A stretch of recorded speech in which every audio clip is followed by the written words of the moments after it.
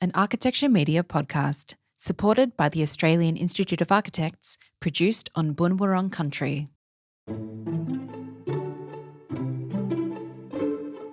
Welcome to Design Speaks Weekly, a podcast that explores the biggest stories in Australian architecture and design. I'm your host, Georgia Burks, and today I'm joined by Elizabeth Farrelly, one of Sydney's leading public intellectuals and a columnist for ArchitectureAu. We'll discuss the public's perceptions of architecture and how it impacts the value of the profession. But first, here's the latest news headlines from ArchitectureAu.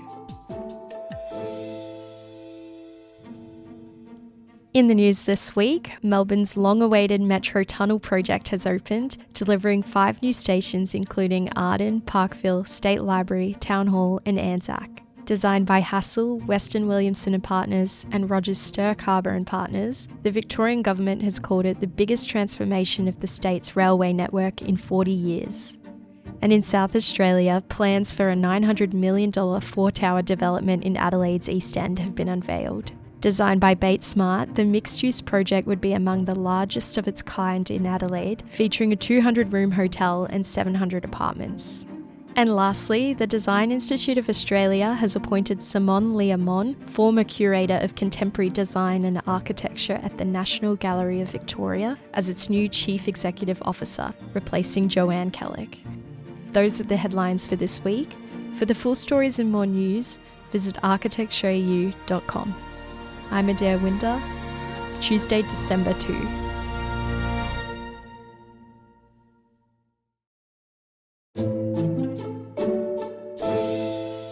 We all interact with architecture in some way, but the public's understanding of the value and services of architects continues to be limited. Is this simply a professional image problem or a symptom of something greater? Elizabeth Farrelly is a veteran critic, urban thinker and architectural educator, trained in architecture and philosophy and with a PhD in urbanism from the University of Sydney. Elizabeth is a former City of Sydney councillor and was the Sydney Morning Herald's weekly principal essayist on urban planning and city making for 30 years. In this episode, Elizabeth considers why architects have the reputation they do and whether it's holding the industry back from leading on contemporary issues. Hello, Elizabeth, and welcome to the podcast. Thanks, Georgia. Good to be here. Elizabeth, in one of your recent opinion pieces for ArchitectureAu, you stated that architecture is the most public of the arts, yet the least publicly discussed. Everyone interacts with architecture in some way, but the topic is clearly still niche. Why do you think this is, and can it be changed? Oh, look, I think there are probably lots of reasons for the, if you like, the elitist niche that architecture tends to occupy, particularly in the minds of the public. And part of it is to do, probably quite a lot of it really is to do with the profession itself, I suspect. There's a sense that there are quite a few things. There is a sense that nobody understands architecture. And that therefore to kind of persuade them you have to have spin, that so we as architects or as people in the profession very seldom speak truthfully about architecture and what we really think about architecture, and not only whether we like something or don't, but about why architecture matters. We hardly talk about those things, and we tend to try and justify it in fairly, practical terms like economics or function or efficiency. But actually, we all know that architecture is about making life more enjoyable for people. Really, that's what it does. It enriches lives, and we don't talk about that because it's qualitative and slightly embarrassing, especially if you get onto stuff like aesthetics, or if you want to call it beauty, that is even more embarrassing. Can't talk about that. Try saying that at a council meeting. So there's that. People just laugh at you and think that's ridiculous. But there's also a sort of protectionism which works in a number of ways. Like, I think architects are very reluctant to criticize each other because there's a kind of sense of a guild. We're a gang. We must be nice to each other. Everybody. We're very happy to bitch about each other's work in the pub over a drink. but we're not happy to have that conversation in public. And I think actually it'd be much better to be the other way around. It'd be much better for us to be able to say in public, this guy's a friend of mine, but that is not his best building. And it's not his best because of this. He's done these great things and this is good, but this lets him down, say. And then people would understand. And so the bigger picture of trying to build a constituency for architecture would be contributed to, I suppose. So that's a thing. And I also think the media is so rubbish about this, the mainstream media. There's so much talk about architecture and housing and all that stuff within the professions, but the mainstream media offers almost nothing about art, but even less about architecture. And what you do get is so ill-informed, so superficial, so much based on just regurgitating the press release, and so daft. I mean, silly stuff like was in the paper the other day about one of Norman Foster's buildings being inspired by the shape of the handlebars on his racing bike. I mean, come on. And that's the kind of stuff that PR people put out and journalists should not repeat. So I think there's a lot of reasons for it, and I think that all of them contribute to the reduction in quality of the public, not just the public debate, but public understanding and in the end of the public world that we occupy. That's right, and I completely agree. Elizabeth, how about the public perception of architecture and architects? How has that changed over history?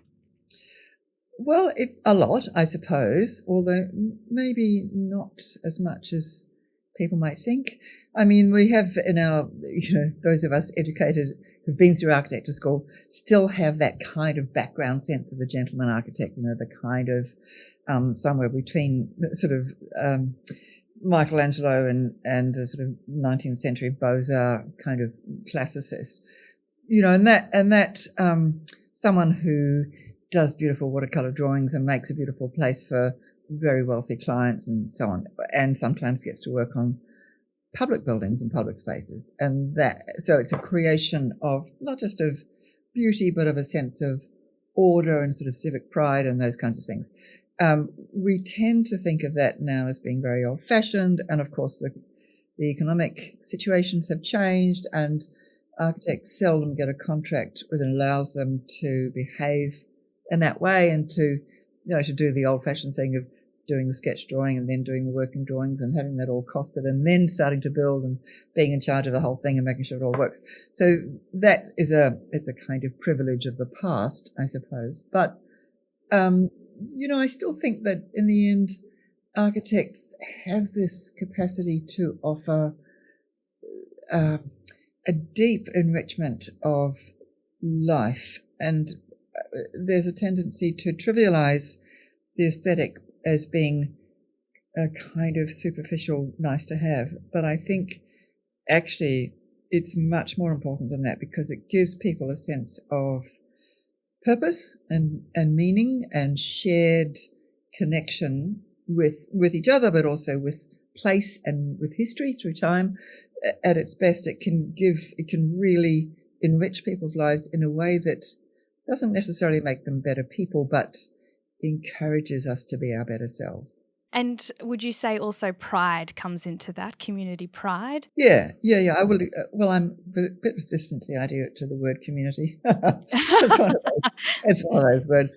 Although one of my students this morning did take me to task for using the word citizen, and they're going, "What do you mean by citizen?" I think, well, it's not meant to be exclusive. But what I like about words like citizen and sort of civic pride is the idea that we're not just consumers. We are, as members of the public, we have a sort of duty to the collective, if you like, and that we need to engage in a way that gives to it as well as taking from it.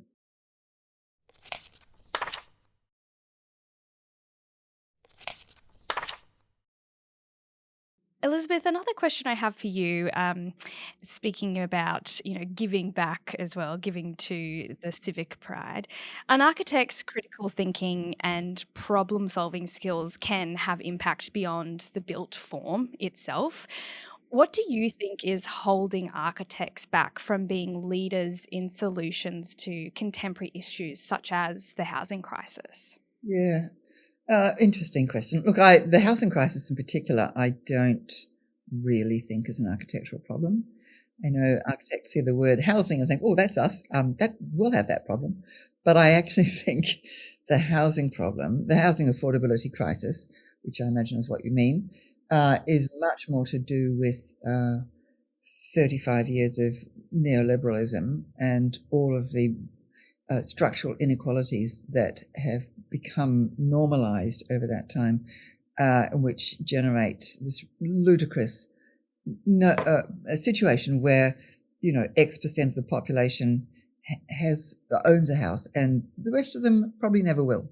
And that is really ridiculous and should never have been allowed to happen. And I think it's a direct result of neoliberal economics and monetarism and the whole. When you look at income inequality levels in Australia, they've skyrocketed since the 1970s, and I think it's about that much more than about just building more or better dwellings. So I'm sceptical about that, but I do think that what you've called critical thinking, and I would probably call something a bit more like Imagineering, is a really important role that architects could and should play, because very few, I can't think of any other professions actually who are trained to imagine the future in 3 dimensions and be capable of expressing that, in image form. And that is an incredibly powerful tool, which I think architects don't use. And, you get the same old renders doing the same old people with their babies and their cycles and their trees and their blah, blah on the footpaths. It's all very, oh, yeah, it's all great. But could we have something a bit more interesting, please? And what about how will the world look if my neighborhood becomes zero carbon? If this is a circular economy, what will that look like if we've got, I don't know, recycling on the footpaths and all that, the stuff that could be happening and should be happening? This could be imagineered by architects, and I think that would be so exciting. And do you think architects also then have the skills to think about that vision, imagine that, and then find the teams to make that happen? Well, look, architects don't have power, in any normal sense. They don't have decision-making power. Nearly always they're working for rich people or powerful people or people who are both, which is to say developers, politicians, wealthy elites, or all of the above. And that means that when the really important decisions get made, the ones about money, the architects tend to get wheeled out of the room and wheeled back in to do the kind of pretties. So their capacity to make things happen is quite limited, but their capacity to inspire things to happen is quite profound. And I think that's where we need to be braver and much more out there in terms of, look at this world we could make. This is going into a green future doesn't necessarily mean we all deprive ourselves of fun and pleasure, which I think is how people still see it. It could be so exciting, and it should be, and we can all participate in making this happen, And I think that's where architects should be showing some thought leadership through imagery. That kind of pictorial capacity is so important and potentially so powerful in changing hearts and minds. Mm-hmm. It's a communicating tool, isn't it? The image. Absolutely, and it's an exhilarating tool. We can exhilarate the public about this. Exactly. Elizabeth, as the industry continues to rise to global challenges, or as you say, move to a greener future with new systems and processes, the role of the architect seems to be shifting to encompass unconventional services that have the potential to achieve greater agency and impact. With this change, is there an opportunity to shift the perception of architecture in the future? Look, I'm as you will have gathered, I'm a little bit sceptical about all the new roles that architects imagine for themselves. And that includes kind of emergency housing made of cardboard and architects for climate change, which is great, but it's no more powerful than farmers for climate change, or whatever. It's not. I don't think architecture will be improved by architects trying to grab new roles for themselves and reshape them. I'm even skeptical about the thing that gets architects all excited again, as it did in the 1950s and 60s, which is the whole prefabrication thing. And you can build an apartment building in a factory and then erect it in 3 days or whatever it is. And I think, yeah, great, but and I suppose it is great, but I think the truth is we're still the same primates that we've always been, and we really like things that are physical, and we really like things that are touchy, and we like things that are made by human hands. We enjoy, there's something about us that gives us a sense of authenticity and connection when we have real materials and real textures put together in a real way, which is about real life. And there's something about a building with 350 apartments in it and they're all the same that stops you feeling that one there, that's my home, and we're nesting creatures. We do that. So I think maybe that we need to be a little bit wary about, leaping into kind of futurism of one kind or another, and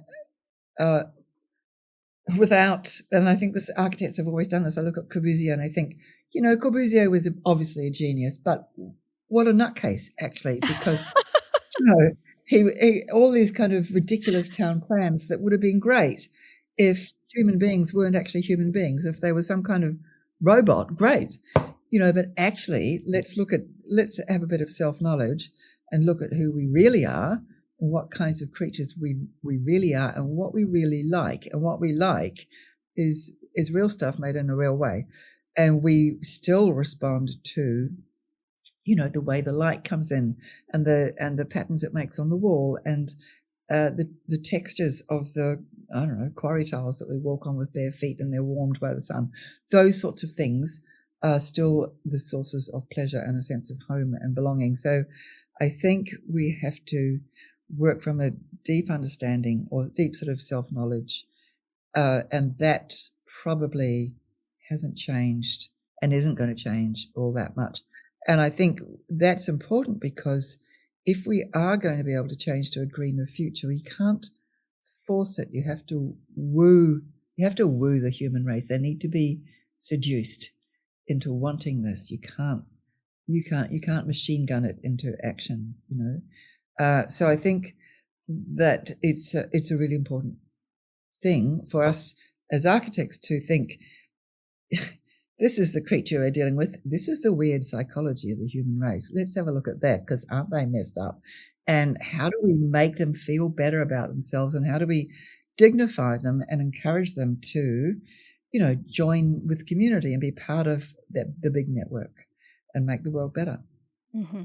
So that's a complicated thing, and that's the same thing that architects have probably always been doing ever since we put stones together in caves. Yes, we've got to go on the journey together and remember that it's really a sensory experience and a relationship as well. Elizabeth, look, to end our episode, we ask our guests the same question. So I'm going to ask you the same one as well. At this moment in time, what is inspiring you? Oh, look, I think it's a fairly bleak moment in time in lots of ways. I'm just going to say Trump, but I think that encapsulates quite a lot. I suppose the people who inspire me, and they've always been my inspiration, are the truth tellers, the people who are brave and honest. I sort of feel as though if we all took our brave and truthful selves into our working lives and didn't just leave them, on the coat stand at the door, the world would be a better place. And I do think of lots of writers, people like Lionel Shriver. Lots of women writers, actually, very kind of, this is what it's really like. But I'm also, I have to say, we've just heard the news today that Mamdani has won the New York mayoralty. And I think, wow, that is a turn up. And I was saying to someone this morning, I reckon New Yorkers are going to go for him because And the more Trump is against him, the more it will work in his favour. So, look, maybe that suggests that there's a turning point and things are going to get better instead of go on getting worse from now. I hope so. Me too. Fingers crossed, Elizabeth. Yep. Look, it has been an absolute pleasure talking with you today. Thank you so much for joining me. Been lots of fun. Thanks, Georgia. Thanks for listening to this week's episode, which is supported by the Australian Institute of Architects. If you're enjoying this podcast, be sure to subscribe, share, or leave a rating. I'm Georgia Burks, and this has been Design Speaks Weekly.